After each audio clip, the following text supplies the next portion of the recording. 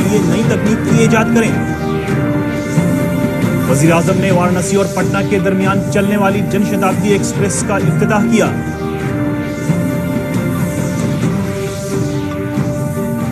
बिहार से राज्यसभा की 6 सीटों के इंतखाब के लिए आज सभी उम्मीदवारों ने पर्चे दाखिल किए। और रियासत की बंद पड़ी चीनी मिलों को खोलने के लिए आज असेंबली में हुक्मरां और अपोजिशन के अरकान में नोकझोंक।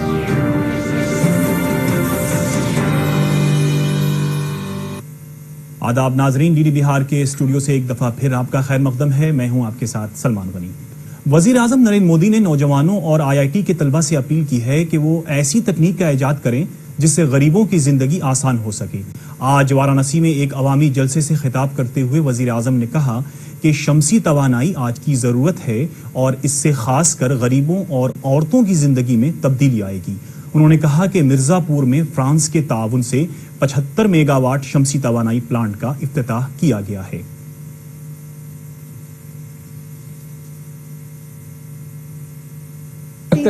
डीजल कारखाना ग्राउंड के मैदान में जो बने हुए मंच पर पहुंच चुके हैं। बिल्कुल, पूरी दुनिया में सौर ऊर्जा का एक अभियान चलाने में भारत बहुत बड़ी भूमिका अदा कर रहा है। फ्रांस और भारत मिलकर के सौर ऊर्जा पर एक बहुत बड़ा काम कर रहे हैं। दुनिया के अनेक देश के मेहमान कल दिल्ली में आए थे। सबने मिलकर के सूर्य देवता के सामर्थ्य को स्वीकार करते हुए आने वाले विकास के राजमार्ग को सूर्य शक्ति के आधार पर चलाने की दिशा में महत्वपूर्ण फैसले लिए। और इसी के तहत मिर्जापुर में 75 मेगावाट का सोलार से उत्पादन करने वाली बिजली का एक प्रकल्प का मुझे लोकार्पण करने का अवसर मिला। वजीर आजम ने सफाई पर जोर देते हुए कहा कि आज उन्होंने कचरा महोत्सव का आगाज किया है। इसका मकसद बेकार अशिया को भी बेहतर इस्तेमाल में लाने के लिए लोगों को रागिब करना है। जो बोतलें हम फेंक देते हैं, जो अखबार फेंक देते हैं, उसमें से कितनी बढ़िया चीजें बनाई हैं और घर के अंदर रखें तो लोग उसको देखने के लिए लालायित हो जाएं। एक ही चीज का कितना उपयोग हो सकता है। और मैंने यहां म्यूजिकल पार्टी देखी, बड़ी शानदार म्यूजिकल पार्टी, स्वच्छता के गीत गा रहे हैं, लेकिन उनके म्यूजिकल इंस्ट्रूमेंट क्या है? खाली डिब्बों से उन्होंने बढ़िया म्यूजिकल इंस्ट्रूमेंट खड़े किया है।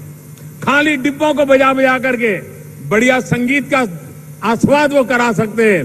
यानी निकम्मे से निकम्मी चीज का भी उत्तम से उत्तम उपयोग कितना कैसा हो सकता है, वो आज इस कचरा महोत्सव में मैंने देखा है। इससे कबल वजीर आजम ने वाराणसी और पटना के दरमियान चलने वाली जनशताब्दी एक्सप्रेस का इफ्तिताह किया। उन्होंने फ्रांस के सदर एमेनुएल मैक्रों के साथ वाराणसी के घाटों का किश्ती से दौरा किया। इस मौके पर उत्तर प्रदेश के वजीर आला आदित्यनाथ योगी भी मौजूद थे। ईस्ट सेंट्रल रेलवे के CPRO राजेश कुमार ने बताया कि यह ट्रेन पटना से शाम को 5:45 पर रवाना होगी और 10:15 पर मंडुवाडीह पहुंचेगी, जबकि मंडुवाडीह से यह ट्रेन सुबह 6:15 पर चलकर 10:15 पर पटना पहुंचेगी। राज्यसभा की 6 सीटों के लिए आज नामजदगी के आखिरी दिन जनता दल यू और RJD के 2 और बीजेपी और कांग्रेस के एक उम्मीदवार ने नामजदगी के पर्चे दाखिल किए। बीजेपी के उम्मीदवार रविशंकर प्रसाद और जनता दल यू के वशिष्ठ नारायण सिंह और कनिक महेंद्र ने इंतखाबी अफसर के चैम्बर में अपने पर्चे दाखिल किए। इस दौरान NDA के सीनियर रहनुमा मौजूद थे। उधर RJD के कौमी तर्जुमान मनोज झा और अशफाक करीम ने पार्टी उम्मीदवार के तौर पर अपने पर्चे भरे। कांग्रेस के वाहिद उम्मीदवार अखिलेश प्रसाद सिंह ने भी अपने पर्चे दाखिल किए। इस दौरान अजीम इत्तेहाद के कई सीनियर रहनुमा मौजूद थे।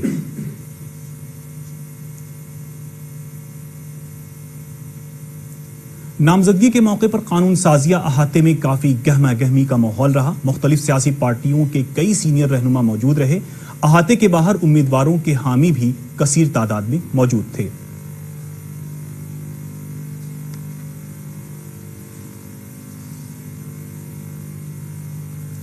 कागजात नामजदगी की जांच कल की जाएगी और 15 मार्च तक उम्मीदवार अपने नाम वापस ले सकेंगे। जरूरत पड़ने पर पोलिंग 23 मार्च को होगी। राज्यसभा इंतखाब के लिए पर्चा दाखिल करने के बाद बीजेपी के उम्मीदवार रविशंकर प्रसाद ने नामानिगारों से बातचीत करते हुए कहा कि वो अवामी मसाइल को पूरी मजबूती से उठाएंगे। उन्होंने कहा कि मुल्क में तरक्की के लिए एनडीए शुरू से कोशा रहा है। मैं हमेशा कहता हूं कि मैं पार्टी का अपने को पहले कार्यकर्ता मानता हूं और देश में काम करता हूं, लेकिन मुझे अपने बिहारी होने पर भी गर्व है। तो जब भी मुझे बिहार से अवसर मिलता है तो मेरे मन में अंदर से बहुत ही सुकून और मजबूती मिलती है कि आज पुनः मुझे आरजेडी के उम्मीदवार मनोज झा और अशफाक करीम ने कहा कि राज्यसभा के रुकन की हैसियत से वो बिहार की तरक्की और यहाँ के अहम मसाइल को पहली तरजीह देंगे। राष्ट्रीय जनता दल की ओर से अहमद अशफाक करीम साहब और मैं मनोज कुमार झा ने नामांकन दाखिल किया। हम ईश्वर से, संविधान के अपने स्रोत से ये गुजारिश करेंगे कि ईश्वर हमें इतनी शक्ति दे कि हम में जो भरोसा किया गया है हम उस भरोसे पे उतरे। बिहार की आवाम, वंचित उपेक्षित वर्ग के लोग, उनको हम भरोसा दिलाते हैं कि लालू जी का राजनीति का जो उनकी प्रतिबद्धता है उस प्रतिबद्धता को हम सदन तक ले जाएंगे। आभार व्यक्त करना चाहते हैं कि राष्ट्रीय जनता दल के राष्ट्रीय अध्यक्ष माननीय लालू जी का। दूसरी तरफ कांग्रेस उम्मीदवार अखिलेश प्रसाद सिंह ने कहा कि वो रियासत की तरक्की के लिए ऐवान में आभार प्रकट करना चाहते हैं कांग्रेस प्रेसिडेंट राहुल जी के प्रति, आदरणीय सोनिया जी के प्रति, जिन्होंने मुझ में भरोसा जता के राज्यसभा के लिए नामांकन करने का मौका दिया है और इस राज्य को सेवा करने का मौका दिया है। बिहार असेंबली में आज रियासत की बंद पड़ी चीनी मिलों को खोलने के मामले पर हुक्मरान इत्तेहाद और अपोजिशन के अरकान के दरमियान नोकझोंक हुई।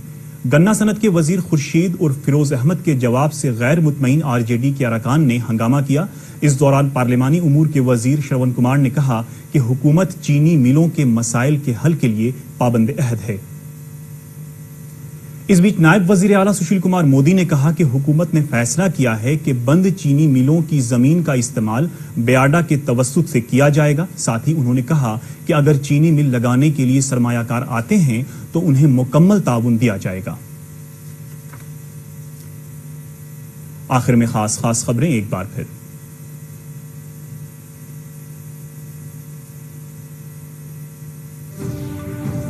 वजीर आजम नरेंद्र मोदी ने नौजवानों और IIT के तलबा से अपील की कि वो गरीबों की मेयार जिंदगी को बेहतर बनाने के लिए नई तकनीक की इजाद करें।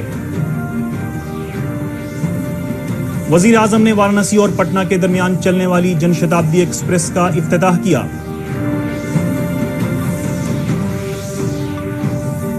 बिहार से राज्यसभा की 6 सीटों के इंतखाब के लिए आज सभी उम्मीदवारों ने पर्चे दाखिल किए।